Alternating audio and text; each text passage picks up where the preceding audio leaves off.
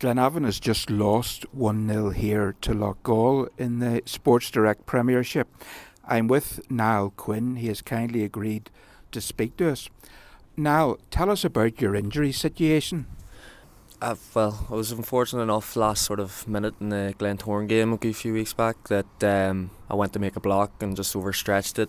Maybe a wee bit fatigued towards the end of the game and suffered a grade 2 hamstring tear. So it's kept me out for the past sort of 3 weeks and unlikely to return probably before the end of the season, which is a bit of a dampener. But hopefully get myself right over these next couple of months and kick on from pre-season. What's the difference between a grade 2 and a grade 1 hamstring? It's just a more severe tear probably, but there's probably about 4 weeks difference between the two of them, so in terms of recovery. So it's just unfortunate it was that grade 2 that I suffered rather than a grade 1, otherwise I would have been back in probably in amongst it there the last couple of games. And what do you do to recover from an injury like that? I think it's just sort of keep myself right. Over the course of my career, I've had plenty of injuries, so I know what to expect. I know how to recover from them, know how to get back as soon as I can. But I'm also not under the illusion that I want to rush back because I could just do myself more damage. So it's just following the physio's advice and then doing my own sort of keep myself accountable in terms of doing the recovery exercises. And mentally, how difficult is it to deal with the fact that you're unable to play? Like, it is challenging, especially when you want to be out there and you see the boys dropping points today. We want to go into every game with the idea of getting 3 points, so it does hurt. But like I'm coming towards sort of, I've been in the game a long time now. I know how to deal with certain situations with my experience now, so I'm well used to it by now. And what are your thoughts on today's game? You were a spectator. I think the manager summed it up pretty well there in the change room. I think it just had that end of season sort of vibe and feel about it. Don't think the pitch helps really. The boys want to try and get on the ball and play, but with it being so dry and bobbly this sort of end of the season, that it's really difficult to do that. I think now 7th's probably out of our reach and we're safe from the bottom, so it just had that wee sort of end of season vibe to it. But I think the boys will turn it around very quickly and go into the Glenavon game next week with the eye of taking 3 points off them. And how difficult is it when the team has so many young players together at the one time? Yeah, I think it's a great experience for the young boys. Obviously you need to fill around them, obviously with a bit of experience to get them through games, and you have that in the likes of Matthew Snoddy and Davy McDade there, who sort of help the team along. But the youth experience, enthusiasm, that's what sort of the young boys will bring, and it's great to get them the minutes leading in and gives the manager and the coaching team a look at them before next season.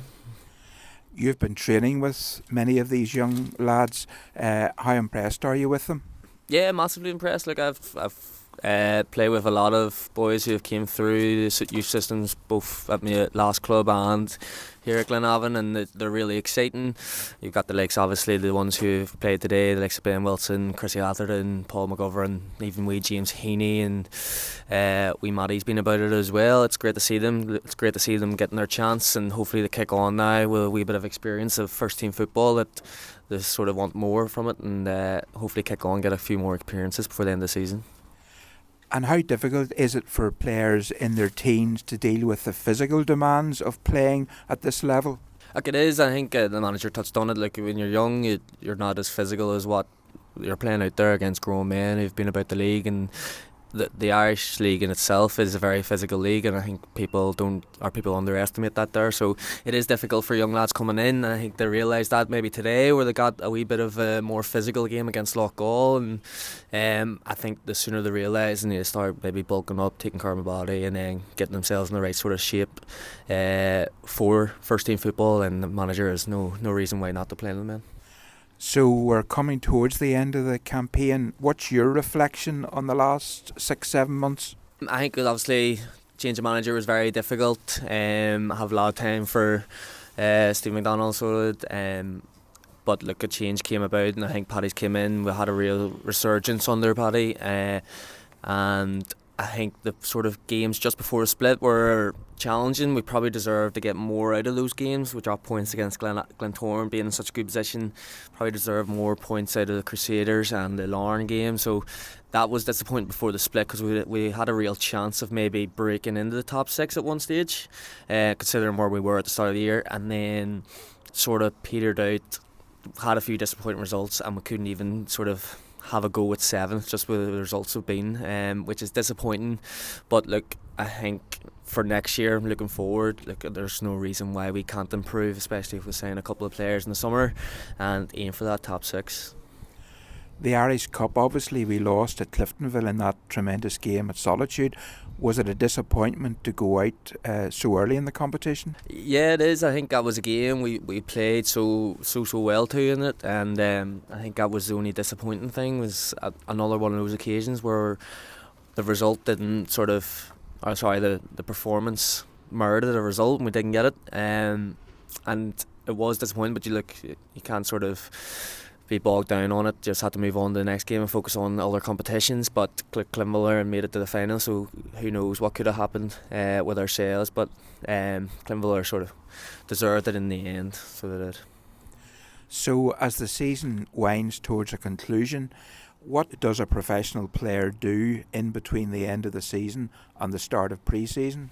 I think the first couple of weeks, I think it's just taking a break, maybe see the family, do things probably we don't get a chance to do maybe with being a footballer. You have to sort of give up so much. You have a big commitment in terms of your weekends and stuff like that. So I think I'll enjoy myself for the first couple of weeks, but then get myself back on the horse. And after that, sort of follow your off-season programs and getting yourself ready for pre-season. So you're not sort of starting from a worse position. You get yourself in a good shape beforehand.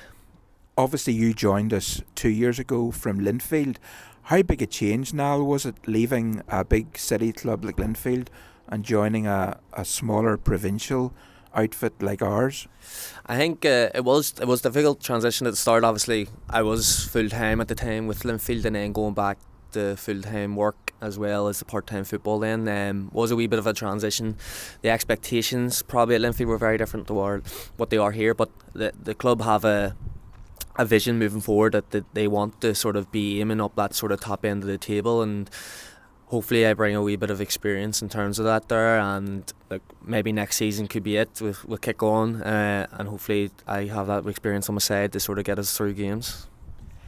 Watching you play, it seems like you could play in any position. Do you have a favourite position? I wouldn't say I have a favourite. I think the position I've enjoyed most, probably more recently, probably been centre half. I've probably had my better performances out of centre half now. I think playing multiple positions is a good thing, but it's also probably been to my detriment at times. But look, I've enjoyed a large part of my career playing left back. I've played centre midfield, left wing, but I think as I come to get a wee bit older now, I think centre half suits me more physically, and I'm able to read the game a lot better. So I think centre half right now is one I'm enjoying most. And you've already mentioned that through your career you've picked up injuries. Footballers, as they get older, seem to get more injuries. What can you do to limit injuries? I think the role model in terms of that there was Sean Ward, who left the club there not so long ago. He was a man that always looked after himself, ate well, did everything, rest, recover, did his rehab, prehab, did everything right, and I think that's testament to him as a person, that the longevity of his career was something I sort of aim for. And I think now, as I get older, you realise the factors that go towards that, and just focusing in on those things will hopefully prolong my career as long as I can. And do those factors like diet, etc., do they make a difference when you get into your 30s? Oh, massively, yeah. You start to focus in on those there more so than when you do in your 20, 21, because you coast in the games and it's a breeze. Running becomes easy, and then as you get older it gets a wee bit more difficult. So those definitely play a factor. Eating well, looking after your body, recovering well, and as you older you get, the more you realise that. So it's definitely something I'm taking into consideration. And how much longer would you like to play? I'll look to play at the top level anyway for a long time if possible. That's as long as I keep up performances and keep up my standards.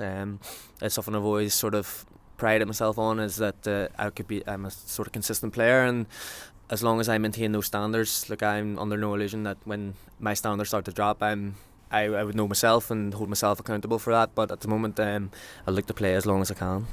Coming from Linfield, where you won multiple trophies, are you still ambitious as a Glenavon player? Oh, absolutely. Like I said as soon as I came in the door, I wanted to be challenging for the competitions, everything that we were in.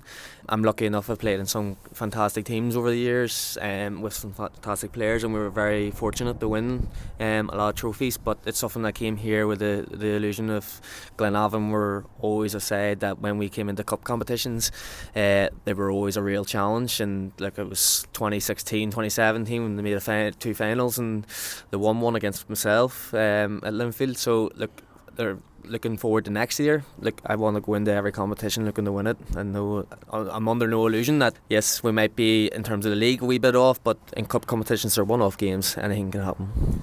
And what are your hopes then for next season? Yeah, well, personal sort of goals would be sort of keep myself fit, play as many minutes as possible, play as many games as possible, and then obviously I think the aim for us as a club next year is breaking into that top six. There's no reason why, when you look at the likes of Portadown and Ballymena and Dungannon, who have been terrific this year, we're not far off that at all. And I think now we'll get a full season hopefully with Paddy. It'll put us in a good sort of position, and then cup competitions, look, we'll try and go into every game and win it as we can, and look, we might be fortunate enough to get ourselves into a final hopefully. Niall, thanks for all your commitment and hard work this season. Hopefully your injury heals soon, and all the best for next season. Appreciate it, thank you.